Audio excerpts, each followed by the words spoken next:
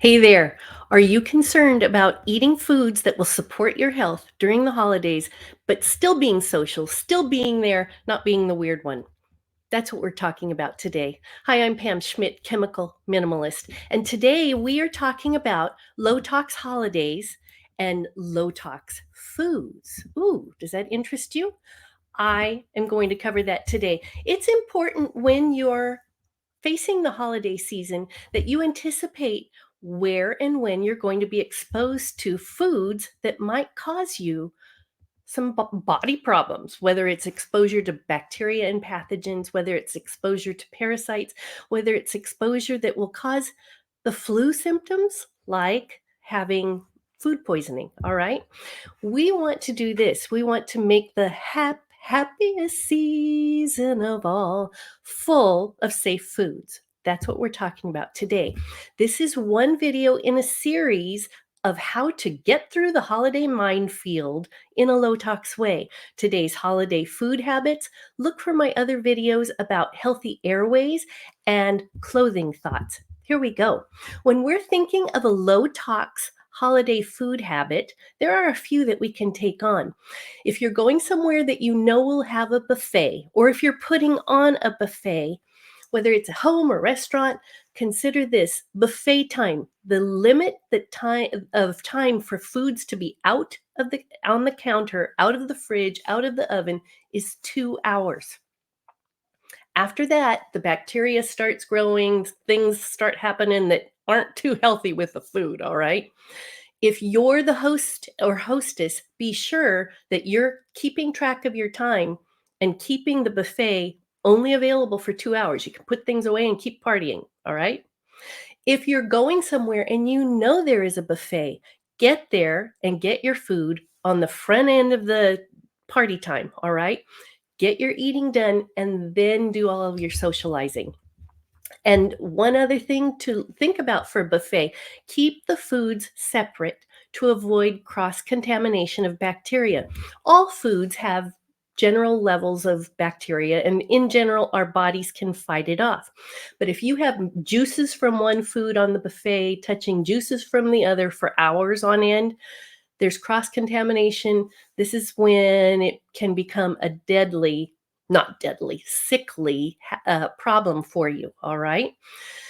Now, if you are entertaining, and even when you're just home alone, when you're cleaning the surfaces, the counter, the sink, and all of that, use good old hot water and soap. And if you want to do a little something more, use hydrogen peroxide.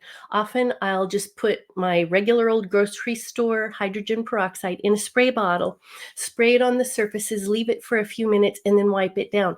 Hydrogen peroxide is very good at being an antibacterial. Avoid bleach and antibacterial products. These have endocrine hormone disruptors in them. And if you're getting frequent exposure to this, touching it, breathing it in, it's going to mess with your hormones. You don't need that. The other thing that you need to know about bleach is and antibacterials is it is an irritant to your respiratory system. Now, we're exposed to a lot of colds and gook out there during the holidays in particular. You don't want to weaken yourself even further by breathing the bleach and dealing with the mucus and the cough or even the hormone disruption. Now, the last tip on this slide is wash your hands with soap and water. Wash well, recite the alphabet or sing jingle bells, to know that you've washed long enough. And do that particularly after handling food. Even if you're at a party and you've been eating cheese and, cold cuts with your fingers, right? Then go wash. Wash before you do all the socializing or touching, your eyes or touching other surfaces. Now, hand sanitizers, I really encourage you to just throw it away. All right. Hand sanitizers also have the hormone disruptors and it messes up your skin's surface so that it is not as able to resist germs that your skin comes in contact with. I now want to talk about foods to limit and watch out for when you are going through the holiday season. Okay. Farm salmon, sushi, raw oysters. Each of these are a great risk for pathogens like bacteria. Farm salmon and sushi in particular are great risks for parasites. If you've been looking around on social media at all, there are always these videos of people zooming in on sushi or salmon, and you see little white wiggly things in there. Those are parasites. And the parasites, when they go into your body, they don't just die. They have a party in there. They can go on for years and they'll lay eggs and they'll throw off more toxins and they put into you a whole list of symptoms that you would never think are tied to parasites, from allergies to skin issues to sleep disturbances and so on. But there's a long list. So do limit your exposure to pathogens and parasites. Now, undercooked chicken, undercooked turkey, pork, and beef are also risks for bacteria and pathogens and parasites. So if you look at that chicken and it's a little bit pink, pass on it. If you're having steak, no steak tartare, raw, and really avoid the rare pink cook job on the steak, okay? All of these, again, can risk food poisoning and other ailments, so make sure that you're eating well-cooked meats. Raw eggs. Now, maybe you're a big eggnog fan. I have to tell you, a lot of times raw eggs are used. Mousse, the little pudding, that includes raw eggs. Hollandaise sauce. And maybe you just do a morning after, hangover drink that involves raw eggs. Avoid those because there can be a lot of bacteria in there. There might be parasites too. Soft cheeses are the last of these foods to limit on my list today. Soft cheeses like brie, camembert, blue vein cheeses, and Mexican queso fresco. These are not pasteurized, most likely. And again, bacteria can be at risk in this.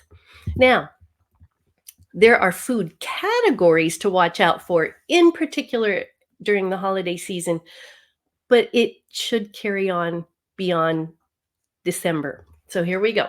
Gluten. Gluten is a protein found in the wheat plant and some other grains. Grains? Flour. What foods come up in the holidays that involve gluten? Flour, wheat flour, white flour, all of that. So you're thinking breads, pastas, baked goods, cookies, cupcakes, all those things that make visions of sugar plums, right? So watch out for that. I would say calculate each day, each week.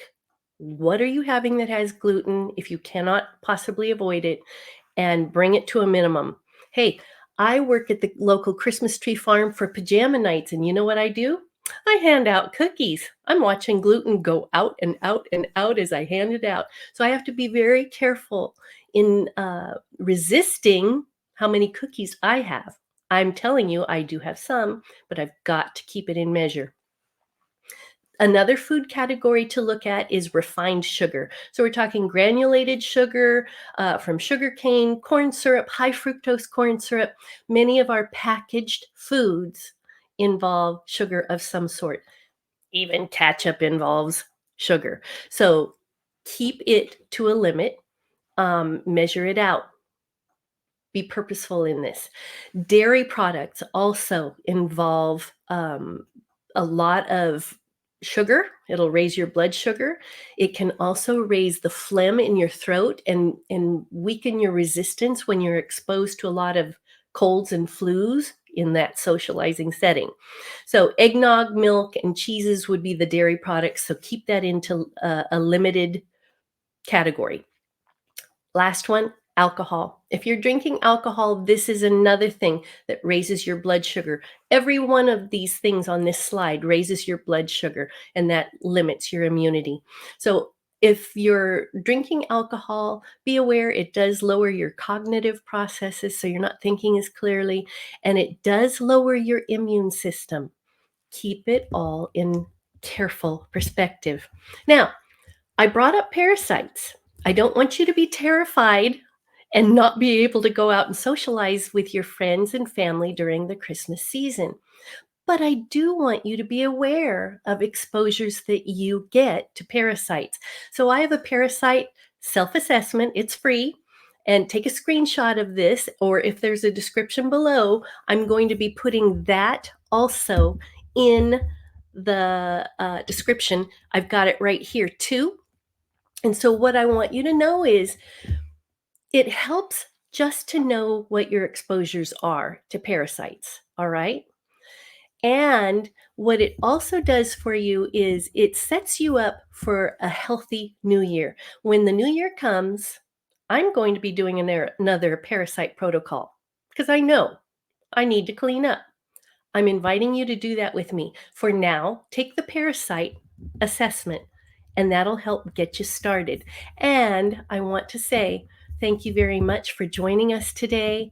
And I really, really encourage you to like and follow. Please leave a comment, it helps the algorithm. Share it with someone else that you know. And look for the rest of my videos. Have a great day.